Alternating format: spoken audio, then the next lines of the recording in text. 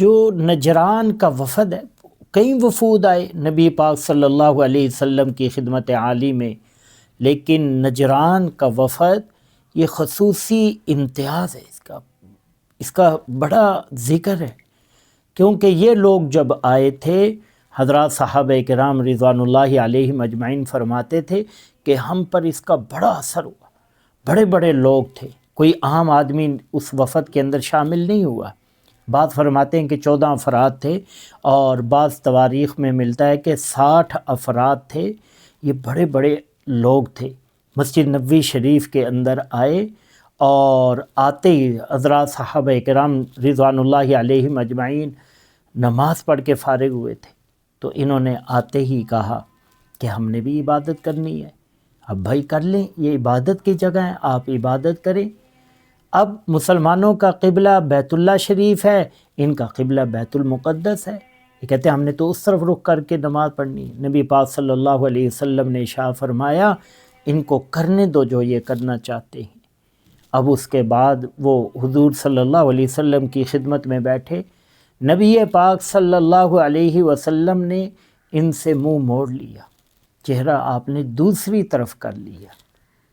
اب یہ بڑے حیران ہوئے، تو حضرت عثمان رضی اللہ تعالی عنہ نے بتلایا کہ یہ جو تمہارا لباس ہے نا، جو تم نے جبے پہنے ہوئے اور اس کے آگے یہ بازوؤں کے قریب ریشم لگا ہوا ہے، اور یہ جو تم نے سونے کی انگوٹھیاں پہنی ہوئی ہیں، اس وجہ سے نبی پاک صلی اللہ علیہ وسلم تمہاری طرف توجہ نہیں کر رہے۔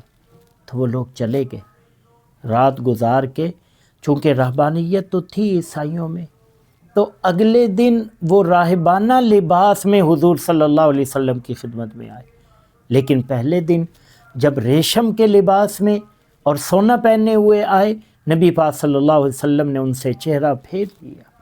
حدیث پاک میں 2 لوگوں کا ذکر ملتا ہے کہ آپ صلی اللہ علیہ وسلم نے ان سے چہرہ مبارک پھیرا۔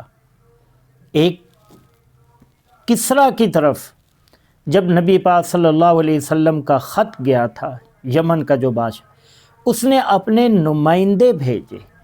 اب وہ جو وفد آیا تھا، نبی پاک صلی اللہ علیہ وسلم نے ان سے چہرہ پھیر لیا، کیونکہ ان لوگوں نے لمبی لمبی مونچھیں اور داڑھی کٹوائی ہوئی، مونچھیں لمبی لمبی رکھی ہوئی۔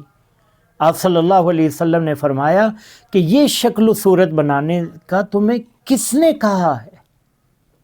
کس نے تمہیں حکم دیا ہے؟ کون سا تمہارا مذہب ہے؟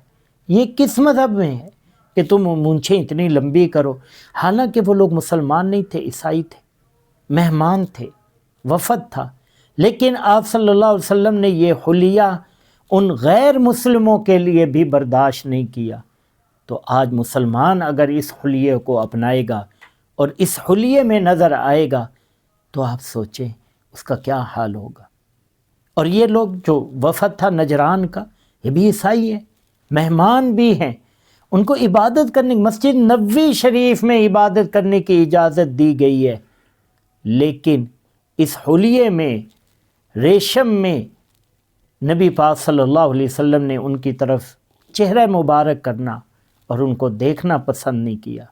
آج مسلمان سونے کی انگوٹھیاں مرد پہنے پھر رہے ہیں، عورت کو اجازت ہے، مرد کو تو سونا اور ریشم حرام ہے۔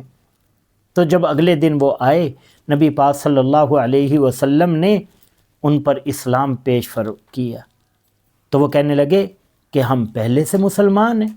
آپ صلی اللہ علیہ وسلم نے فرمایا کہ نہیں، 3 مین وجوہات ہیں کہ جن کی وجہ سے تمہیں مسلمان تسلیم نہیں کیا جا سکتا اور تم اپنے آپ کو مسلمان نہیں کہلوا سکتے۔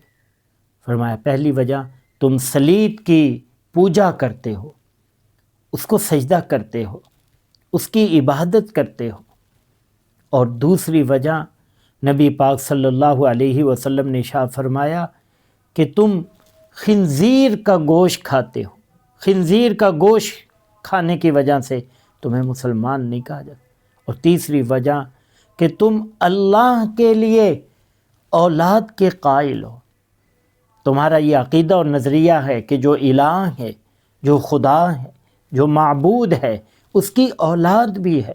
حضرت عیسیٰ علیہ السلام اللہ کے بیٹے ہیں۔ تو فرمایا یہ 3 وجوہات ہیں کہ جس کی وجہ سے تمہیں مسلمان نہیں کہا جا سکتا۔ تو یہ اندازہ لگائیں، یہ جو وفد تھا یہ حضور صلی اللہ علیہ وسلم کی خدمت میں آیا۔